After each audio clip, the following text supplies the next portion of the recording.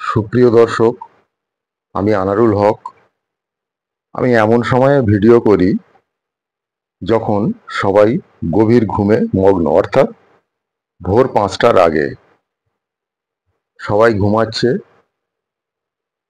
আমি ভিডিও নিয়ে ব্যস্ত। আমার এই চ্যানেলে আমি রাজনীতি ছাড়া আর সমস্ত রকমের ভিডিও দিয়ে থাকি। বিশেষ করে নিজস্ব গিটার বাজনা,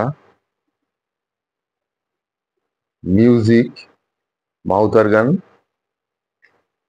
বাঁশি, সিনথেসাইজার, নিজস্ব কবিতা আবৃত্তি এবং রাজনীতি বহির্ভূত যাবতীয় বিষয়। তো আজকের বিষয় শুরু করা যাক।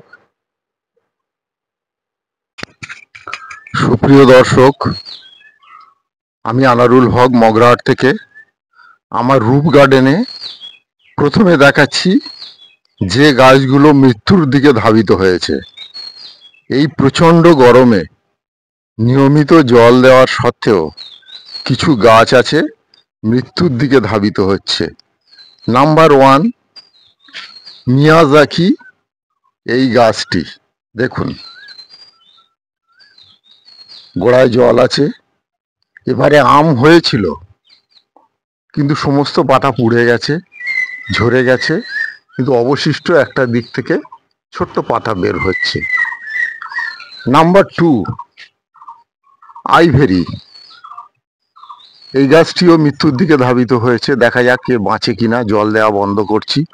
আমার মনে হচ্ছে জল বেশি হওয়ার জন্যে এই কাণ্ডটা ঘটছে।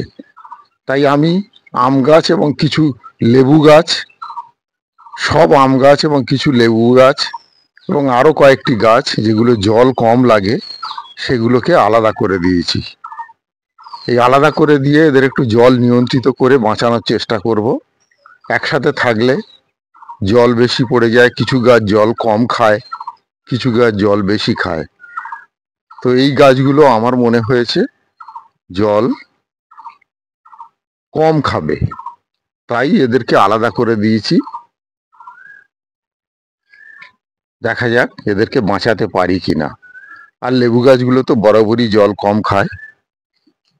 জল কম খাওয়ার জন্যে এদের ফলনটাও ভালো হয়। এই লেবু গাছটি কেন জানি না মরে যাচ্ছে। আমার মনে হয় গোড়ায় জল জমেছে। যিনি বিকালে করে জল দেন তাকে বলে দিয়েছি যে লেবু গাছ এবং আম গাছে জল কম দেবেন। জানি না কেন মরে যাচ্ছে। এর মাটি পরীক্ষা করে দেখেছি, মাটির সান্দ্রতা ঠিক আছে। এই গাছটি আবার পাতা ছাড়ছে। এটাও মিয়াজাকি। দেখা যাক কি হয়। খুব বড় গাছ।